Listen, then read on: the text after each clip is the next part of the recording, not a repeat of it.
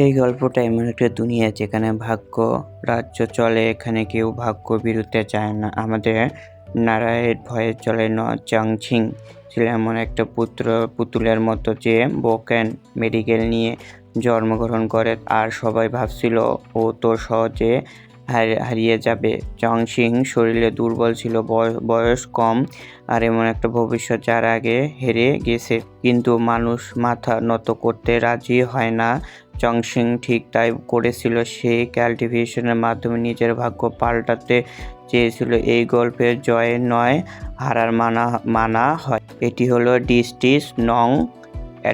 এটা একটা পছন্দের পথ। তো গল্পের শুরুতে আমরা আমাদের হিরো চাংছিংকে দেখাতে পাই যে নিজের ভাগ্য বদলানোর জন্য অনেক মাইল পথ পেরিয়ে সেটি যেতে চায়। সে যতটা ছিল যে নিজে খাবারটা একটা পাখিকে দিয়ে দিল এবং খালি পেটে তার যাত্রা শুরু করলো। এখন রাস্তায় তার সামনে দুটো পথ ছিল, সে বুঝতে পারছিল না কোনটা তাকে সিদ্ধুর সিটিকে পৌঁছে দেবে। ঠিক তখন সেই পাখিটা এসে হাজির হলো চাংছিং, যাকে চাংছিং তার খাবার দিয়েছে। পাখিটা তাকে সঠিক পথে দেখিয়ে দিল, যার সাহায্যে চাংছিং শেষ পর্যন্ত সিন্ধু পৌঁছে গেল। এখানকার তিন হাতা একাডেমি শিশুদের সবচেয়ে জনপ্রিয় আরও শ্রদ্ধা একাডেমি ছিল। গণত এখানে ভর্তি হতে প্রায় ভিড় লেগে থাকতো, সাথে সেখানকার হোর্ডিং বোর্ড লেখা ছিল যে যেই ব্যক্তি দরজা খুলে শুধু রাইজেন্স ও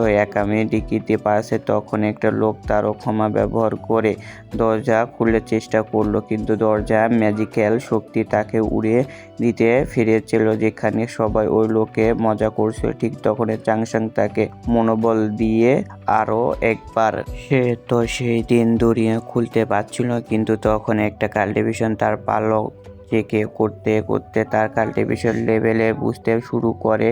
তার সঙ্গে সে বলতে থাকে, আরে কাল্টিভেশন এর প্রথম লেভেলে তো ছেড়ে দাও, এ বোকাটা তো এখানকার নিচে ডিভাইন কনসেপশনও জাগাতে পারেনি। তখন চাংছিং তাকে বলে, আমি তো এখানকার আমার কাল্টিভেশন গুরুটা করিনি, তাই তোমাকে টিন অন দ্য একাডেমি যোগ দিতে চাই। এটা ও শুনতে সে চিয়াংমিংকে উঠে বলে, বলো, এটা তো 1 নম্বর একাডেমি, এখানে সবাই কাল্টিভেশন শুরু করতে পারবে না, এখানে শুধু জিনিয়াসে ঢুকতে দেওয়া হয়। কিন্তু চাংছিং ও সেটা আগ্রহী করে সরাসরি এই দরজার কাছে চলে যায়। এদিকে কাল্টিভেশন নিজেদের মধ্যে বাজি ধরছিল চাংছিং কত দূরত্ব সটকে পড়ে যাবে। চাংছিং নিজের মাথা সেই ও ফরমেশন ডিসকেট স্টেন করতে লাগে। এই ডিসকেট স্টেশন স্টোর আর গ্যালারি দিয়ে তৈরি ছিল। সে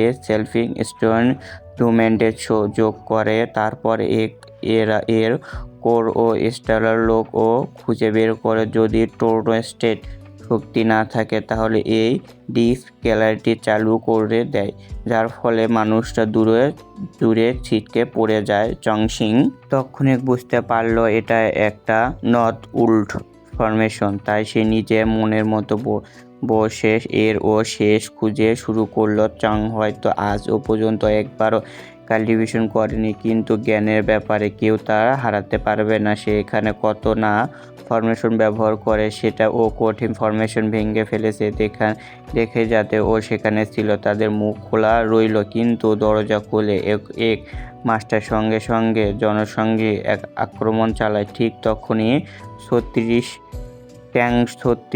লোকটা তার শস থেকে মাস্টার আক্রমণ থামিয়ে দেয়।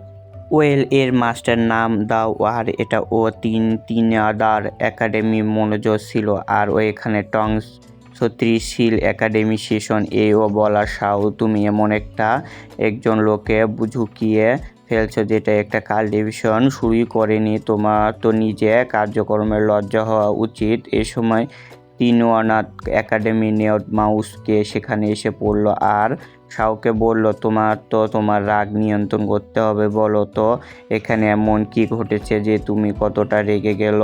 তখন শাও তাড়াতাড়ি বলে, এই লোকটা আমাকে দরজা ঢুকতে দিতেছে না, মেকানিক্স ব্যাং করতে ফেলেছিল, এর জন্য চিং করার শাস্তি পাওয়া উচিত। তাই চাংছিং সঙ্গে মাওকিকে রেসপেক্ট দিয়ে বলল যে নোটিশ বোর্ড লেখা আছে যে কেউ এই দরজা খুলবে তাকে পরীক্ষায় অংশগ্রহণ করার সুযোগ দেওয়া হবে। সেখানে দরজা খোলা কোনো নির্দিষ্ট পদ্ধতি লেখা ছিল না, তাই আমরা মনে হয় আমি কোনো নিয়ম ভাঙিনি। কিন্তু শাও একদম হেরে মানতে রাজি ছিল না। সে বলছিল, তুমি তো এখানে কার ডিভিশনের প্রথম ধাপে মেরো ক্যালোনিং পর্যন্ত পৌঁছানোই, তাহলে তুমি আমাদের দ্য একাডেমি জয়েন করা ও স্বপ্ন কি করে দেখলে? এখানে একটা কথা ও খোলাখাল দিয়ে শোনো, মারমেন বাজে লোকের ও আমাদের সাথে জয়েন করতে পারবে না। এখন এটা শুনে চাংশিং তাকে বলল, যদি তোমার শুধু জিনিয়াসের ভর্তি চলতে চাও তাহলে তোমাদের এই নকল টোটিটা তুলে ফেলো। এবং আমি তোমাদের একাডেমির নিয়ম পড়েছিলাম, ওটি আর্টিকেলে ফোনে 17 নম্বর অধ্যায় লেখা আছে, রেজিস্ট্রেট পরীক্ষা দিতে হলে একটা কাল্টিভেশন হওয়া জরুরি নয়। 11 বছর আগে তোমাদের সিনিয়ররা এই নিউজটা ছিল। ফেক সিলেডার ও মাও কিং চাংশিংয়ের জ্ঞান দেখে চমকে উঠল। তাও চাংশিং পরীক্ষা দিল দেওয়ার জন্য সাথে সাথে আওয়াজ করে বলল, এখানে চাংশিং আরেকজন বন্ধুর জন্য অনুরোধ করল, যিনি একটু আগে দরজা খুঁজে ব্যর্থ হয়েছিল। তার মাস্টার মাও ও কিউ তাকে অনুমতি দিল, যাকে দেখে শাও রক্তের আগুন ধরে গেল। সে বলছিল, পরীক্ষা অনেক কঠিন এবং তোমার মতো কেউ কখনো এটা পাশ করতে পারতো না। কিন্তু চাংশিং তাদের উপেক্ষিত করে সরাসরি পরীক্ষা হলে চলে গেল। এখানে তাদের মোট 36টা খোল দেওয়া হলো, প্রতিটা শেষ করে 15 মিনিট সময় দেওয়া হচ্ছে। যে কেউ 15 মিনিটে একটা স্কেলের উত্তর না পারলে সে তখনও ফেল হয়ে যাবে। ওয়াং চ্যাং 3000 ফোল্ডে পড়াশোনা করছিল, সেখানে পৌঁছতে আসলে সে তার মাথার ভেতরে একটা কমপ্লিট লাইব্রেরি পর্যন্ত তৈরি করে ফেলেছে, যেখানে সে পড়ার যাওয়া ও সব ম্যানুয়াল ছিল, যার কারণ চাংশিং সবচেয়ে কঠিন প্রশ্নের সহজে সমাধান করে শুরু করছিল। এদিকে কতজন ছাত্র ফেলে হয়ে গিয়েছে কেউ জানো না। জনকোটাও তার প্রতি উত্তর দেখা ও অবাক হয়ে গিয়েছিল। ওয়েন ও তিনওয়ান একাডেমি ইতিহাসে আজ পর্যন্ত কেউ 36টা পূরণ করতে পারেনি, কিন্তু চাংশিং এক নতুন রেকর্ড তৈরি করলো। সবাই জানতে যে এই ধরনের কাজটা ওয়াং নামের এক লোক করেছে, যাকে এখন একটা লেজেন্ড হিসেবে মনে করা হয়। কিন্তু চাংশিং তো তাকে ছাপিয়ে গেল। এদিকে শাও অনেক বেশি টেনশন পড়ে গেল। আর ঠিক তখন ডিভাইন জ্ঞানের বিশেষ সেবক সং সেখানে এসে পৌঁছালো, যে শাওকে বলল, আমাদের লেডি জু তোমার জন্য একটা বার্তা পাঠিয়েছে। বার্তাটা পড়ার সঙ্গে সঙ্গে শাও মুখে একটা শয়তানি হাসি ফুটে উঠল। এখন একটু পরে রেজিস্ট্রেশন নোটিশ টাঙানো হয়। চাংশিং যে লোকটার সাহায্য করেছিল সেও এক্সামে পাশ করছে, কিন্তু চাংশিং নাম সেই ওর লিস্টে ছিল না। তাই শাওর কাছে গেলাম, কথা বলল। সে বলছিল, আমি আমার তো রিজনে রেজিস্ট্রেশন করতে চাইছি, কিন্তু আমার নাম তো ওই লিস্টে নেই। তখন শাও বলল, তো নাম লিস্টে না থাকলে সেটা কি যায় আসে? আর তোর নাম না থাকার দরকার কেন? ঠিক তখনই ট্যাং 36 এসে বলল, নাম তো অবশ্যই থাকা উচিত, সে তো প্রতিটি প্রশ্নের সঠিক উত্তর দিয়েছে। শাও বলল, দেখো তুমি মধ্যে না পড়ো। তখন ট্যাং 36 বলছিল, কিন্তু মধ্য লড়াই তো আমার ফ্যামিলিগত হবি, চলো তাড়াতাড়ি বলো এই লোকটার নাম লিস্টে কেন লেখা হয়নি? সে শাওকে ধীরে ধীরে বলল, বাবা প্লিজ গোলমাল করিস না, দেখ আমি তোকে কোনো কারণ দিতে পারছি না। সাথে সাথে চাংশিং বলে, তোমাকে এখানে অ্যাডমিশন দেওয়া হবে না। এটা শুনে ট্যাং 36 শাওকে মারতে যাচ্ছিল, কিন্তু চাংশিং তাকে থামিয়ে দেয়। সে বলছিল, আমার জন্য তুমি স্টেপ নিয়েছিলে, তার জন্য আমি অনেক কৃতজ্ঞ, কিন্তু দ্য একাডেমি যদি আমাকে অ্যাডমিশন না দিতে চায় কোনো সমস্যা নেই, আমি অন্য সেক্টরে যোগ দেব। টং 36 হতবাক হয়ে তার থেকে জিজ্ঞাসা করে, ভাই তোমার রাগ আছে না? ওর তোমাকে একদম বেকার কারণ রেজিস্ট্রেট করেছে। জং বলছিল রাগ স্থাপনের জন্য ভালো নয়, যদি কারণ বেশ ভালো হয় তবে রাগে নিজের রক্ত ঝলসস হয়। ট্যাং 36 ওর কথা শুনে বুঝলো যে এই লোকটা বেশ মজার, তাই সে চংসিংকে ডিনারে নিমন্ত্রণ করলো। দুইজনে আনুষ্ঠানিকভাবে নিজের নাম বলে পরিচিত করলো। ট্যাং 36 বলল, তুমি তো খুব সম্মান, কিন্তু তোমার নাম অনেক সাধারণ। তখন চংসিং বলল, আমার নাম হয়তো সাধারণ হলেও এর মানে অনেক ভালো, আর তোমার নামে সামনে 36 লাগানো আছে।